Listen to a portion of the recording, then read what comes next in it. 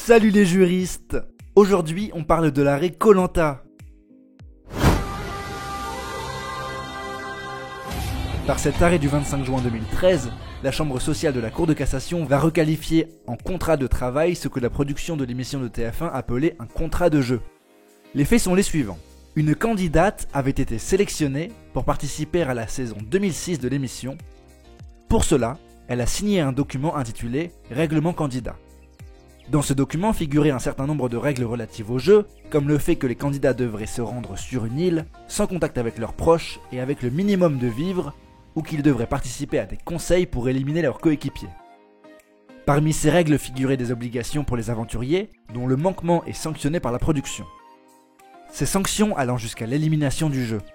La candidate a participé à cette émission et a été éliminée le 37e jour, puis a séjourné dans un hôtel jusqu'à ce que la production la convie au conseil final. À son retour en France, la candidate a saisi la juridiction prud'homale afin de faire requalifier le contrat qui l'unissait à la production en contrat de travail.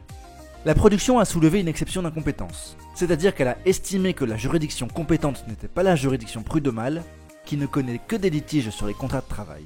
Ici, selon la production, il s'agissait d'un contrat de jeu. Mais si les parties avaient convenu de qualifier leur relation de contrat de jeu, pourquoi le juge ne s'en est-il pas arrêté là? Eh bien, ce n'est pas si simple les amis. Si les parties peuvent librement nommer leur contrat, ici en contrat de jeu, l'article 12 du Code de procédure civile affirme que le juge doit donner aux actes leur exacte qualification sans s'arrêter à la dénomination que les parties en auraient proposée. Alors qu'est-ce qu'un contrat de travail? Procédons à un petit rappel. Le contrat de travail peut être défini comme la convention par laquelle une personne s'engage à mettre son activité à la disposition d'une autre, sous la subordination de laquelle elle se place, moyennant une rémunération. Le contrat de travail est donc composé de 3 éléments. Une prestation due à l'employeur, une rémunération versée par l'employeur, et un lien de subordination envers l'employeur. Dans l'arrêt d'espèce, la prestation et la rémunération étaient réunies. En effet, les candidats devaient participer à des épreuves, des conseils, ainsi qu'à la captation de reportages en amont et après le jeu, mais aussi garder le secret sur le contenu de l'émission. Les participants étaient rémunérés à hauteur de 4 600 € pour les perdants, 10 000 pour la seconde place et 100 000 € pour le gagnant. En revanche, le lien de subordination était contesté par la société de production. Mais qu'est-ce qu'un lien de subordination exactement ? Dans l'arrêt Société Générale du 13 novembre 1996, la Chambre sociale de la Cour de cassation en a donné une définition. Le lien de subordination est caractérisé par l'exécution d'un contrat de travail sous l'autorité d'un employeur qui a le pouvoir de donner des ordres et des directives, d'en contrôler l'exécution et de sanctionner les manquements de son subordonné.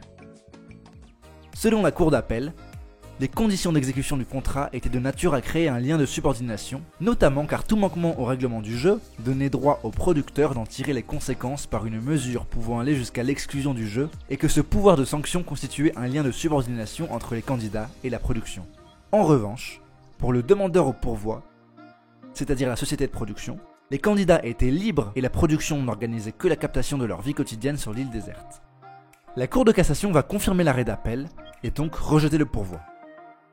Elle énonce le principe selon lequel l'existence d'une relation de travail ne dépend ni de la volonté exprimée par les parties, ni de la dénomination qu'elles ont donnée à leur convention, mais des conditions de fait dans lesquelles est exercée l'activité de travailleur.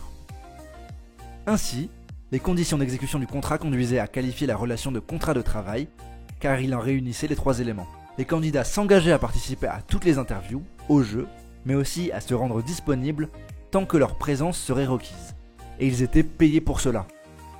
D'autant plus que le manquement à ces obligations par le candidat donnait droit au producteur d'en tirer les conséquences, pouvant aller jusqu'à son élimination du jeu, caractérisant ainsi un lien de subordination en raison du pouvoir de sanction de l'employeur.